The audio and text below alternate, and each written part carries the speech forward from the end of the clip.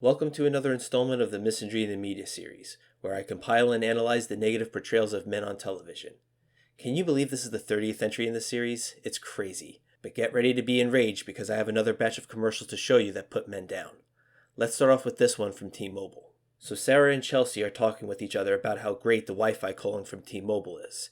Each of them is talking about how great the other person sounds in various rooms. Then Sarah feels the need to say this. Sounds great from my underground delivery room. Sorry, it's a boy. Sorry, it's a boy.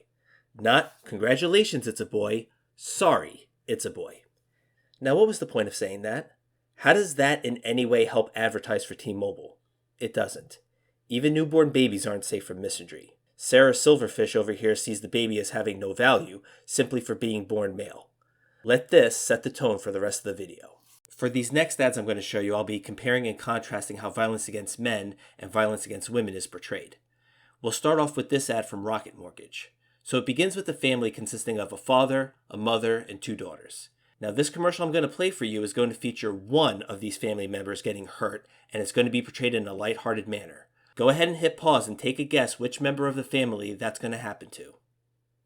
Go ahead, take your best guess.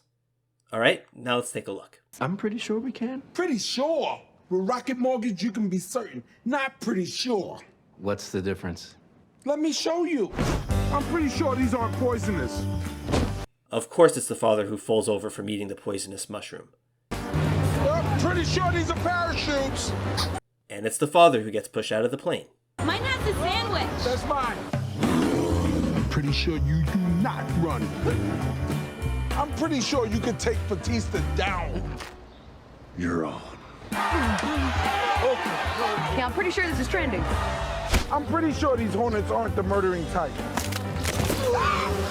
And I'm very sure that if any of these things happened to any one of the female family members, that would not be so funny, now would it? And I'm very sure that if you switch the sexes, it would go from a lighthearted tone to a way more serious tone. Like this, for example. This one is from Vogue India. Yes, that's right, India.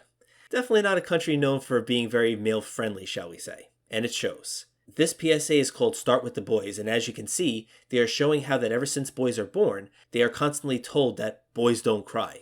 They are always told to stifle their emotions. As you can see, the boys are crying for different reasons. Maybe they're missing a loved one who is leaving, or they got hurt, or they're afraid. One kid is downright getting abused by some fat guy who's practically ripping the poor boy's arm out of his socket.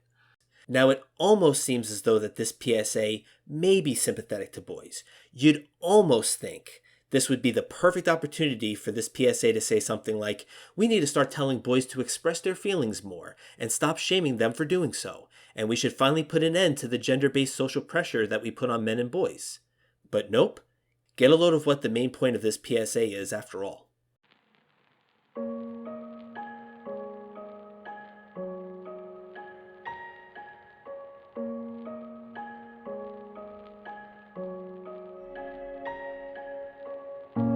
So they figure that boys and men being told not to cry, somehow, some way, leads to male violence against women. I don't know how they made that logical leap, but they clearly have zero sympathy for the male gender here. Men and boys being told to stifle their emotions is not portrayed as a problem in itself, but rather the cause of a problem. Let that sink in for a minute. Now, in previous installments of this series, I gave numerous examples of how physical violence against men gets played for laughs. In particular, entries 7, 10, 15, and 26. Now, of course, we all know that if the sexes were switched, it obviously wouldn't fly. But guess what? You don't even have to physically hit a woman for it to be considered violence. Get a load of this PSA. It's for the gender-based violence campaign.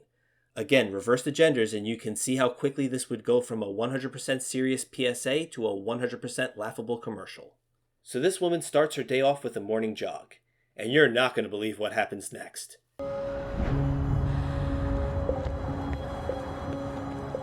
She immediately gets text messages from members of the opposite sex who find her attractive. Oh God, will somebody please save her from this hellhole? This is one of the reasons that men go their own way. Because it's men who are expected to make the first move and hit on the girl, but when they do, they are portrayed as total creeps.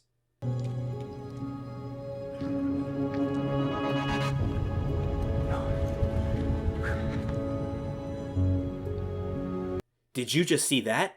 This guy, who was also going out for a morning jog, had the audacity to jog past her and smile. What's the world coming to?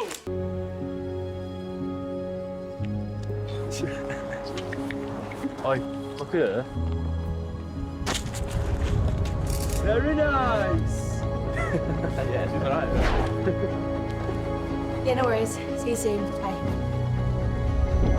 Watch it. Okay, now here, there was a bit of physical contact, but it wasn't anything crazy. All he did was put his hand on her hip and say, "Watch it, love," and she freezes like a statue as if the world is about to end. I mean, imagine the sexes switched. Would it be portrayed as horrific if a woman did that to a man? Simple answer is no, not at all. If you watch this PSA with the sexes switched and it had this exact same serious tone, you'd think it was an April Fool's joke. Hey, beautiful. Give us a smile. Bet you look much prettier when you smile. Hey, don't ignore me. Come on, love. Think you're better than me, yeah? You're not even that fit. So what, you're not going to invite me now? Yeah, you're asking for it dressed like that. Are you off tonight? She definitely wants it. Oh, he's sexy.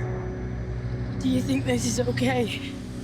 No, it's not okay. It's getting very monotonous, not to mention inaccurate, always portraying men as the perpetrators of harassment and violence all the time. Not a single one of these people that was giving this woman unwanted attention was female. Oh wait, that's not what she meant when she asked, "Do you think this is okay?" Oh, she meant, "Do you think it's okay for those guys to talk to her the way they did?" Oh, well, I can answer that too. If she was attracted to any of those guys, then yes, their comments definitely would have been okay. More than okay, actually. Downright welcome, in fact. But if that kind of attention came from men that the woman is not attracted to, then and only then would it be considered sexual harassment. And that's the bottom line. Here's another similar PSA. So these guys walk out of a convenience store and they see this girl sitting all by her lonesome. One of the guys goes to check up on her. Gee, proper fit, bro. Sweetheart, you alright? You alright, yeah? She ain't listening, man. Want a crisp? Go on, have a crisp. Yeah, he even has the gall to offer to share a snack with her. Now, the normal and polite response would be, "No thank you, I'm good." But she doesn't say anything. Go on, have a crisp. She's a bit of a moody one, isn't she? A little bit rude, to be honest. God, geez, am I really that bad? My taxi's nearly here. Taxi? Oi, Jacob, you're not gonna say anything? Just leave me alone, man. Bro, look at her. Whoa, whoa, whoa, where are you going in such a hurry? All I've done is be nice. Nice, that's it. I'm trying to be nice, all right? And all I'm getting is this. What are you doing? You need to say something. This isn't a joke anymore. What? What is it? What is your problem? You've not said one word, no? Come on, bro. You're not so pretty with that face on, you know? I just don't understand. What are you doing? That's enough. 2 points here. First one, just throwing this out there, but I did notice that the one person with a conscience is a black guy, and the guy who is portrayed as the harasser is white. Kind of reminiscent of the Gillette commercial. Secondly, the guy was nice. All he did was offer her a crisp. The situation only escalated because she was being very rude by not saying anything. Right now, he is being a bit annoying, but that's it. All he's guilty of right now is being a little obnoxious. Male violence against women and girls can start with words, Only joking, bro. but it doesn't stop there. Let's go.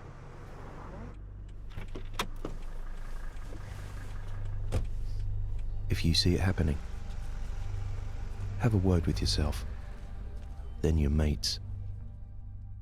So it ends with the message that men are the only perpetrators of violence and women are the only victims. And the funny thing of it is, there was no violence at all. There wasn't even any physical contact of any kind. So basically, actual physical violence against men can be passed off as comedy, but simply making a woman feel a little uncomfortable, now that's just going too far. This is a commercial for Firestone Tires. A woman comes home from a hard day of work to find the lazy, good-for-nothing slob snoring on the couch. What would be the most rational response to this? Hey! Did you have a good nap? The Firestone Destination LE2. Tough enough to handle anything the road throws at you.